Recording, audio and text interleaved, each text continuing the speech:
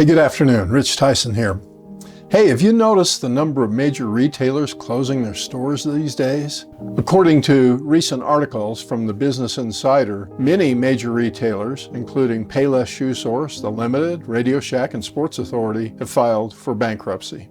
My wife and I recently stopped by our local Sears store to shop for a lawn edger. When we walked in, we had to wonder if the place was open for business. Except for a few other customers milling around, there was virtually no one there. Eventually, we tracked down a sales associate and were able to identify the floor model of the edger I wanted. It should have been a quick and easy transaction, but alas, there was no stock in the warehouse of the model I wanted, and our salesman would not sell us the floor model. As we exited the store, I commented to my wife, "Hardly any sales personnel, inadequate inventory to meet demand. This store is on the verge of shutting down." Less than a week later, Sears announced that it is closing our local store, along with many of their other outlets. Sears, Macy's, JCPenney's, and others have also announced plans to close thousands of their stores in a last-ditch effort to survive.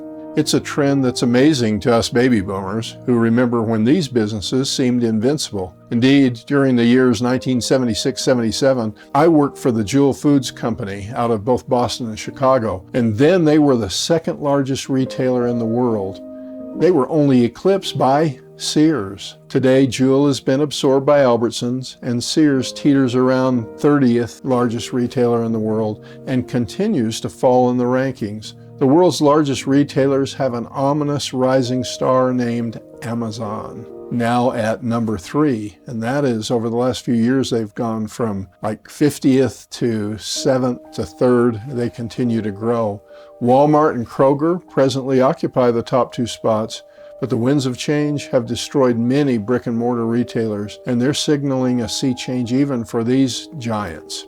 As Washington Post writer Larry Downs recently put it, as traditional retailers cut staff and have dimmed the lights and left aging inventory on the shelves, web-based sellers continue to invest everything they have and more in online shopping. They have added free shipping, easy returns, same-day delivery, targeted promotions, custom reviews, and mobile interfaces, all of which have transformed online shopping into a richer experience than getting into the car and driving to the mall, looking for a parking spot and hoping that the product you want is actually in stock and that someone is available to ring you up.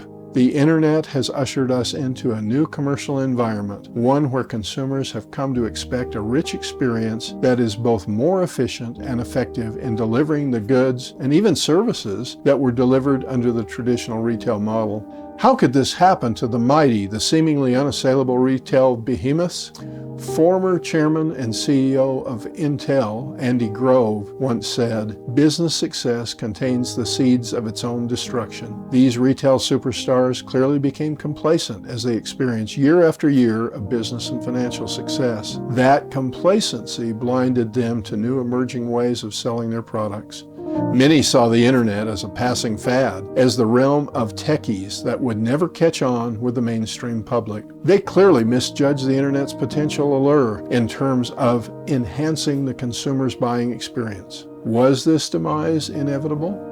I don't think so. Following a few simple rules would have helped these large retailers form strategies that would have had them leading the internet technology wave rather than being drowned by it. And so there's a few key principles that I think you can follow. Number 1, don't be too impressed with your press clippings. I attended the Christmas party of a large successful company some years ago. Their COO stood up and announced that they would be the industry leader for decades to come. The industry still exists today, but the company doesn't.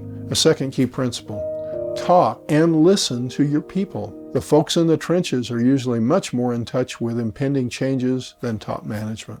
A third principle, look beyond the borders of your own industry. Retailers should have been looking at the internet and asking themselves, how might we use this to enhance the buying experience of our customers? A fourth key principle, while you can't be in the mode of continuous change, you can and should be continually improving. Always look for ways to enrich your customer's experience. And then fifth, remember Andy Grove's famous maxim, only the paranoid survive. While I don't recommend paranoia, it's wise to never take your customers or your success for granted. Hey, thanks for listening.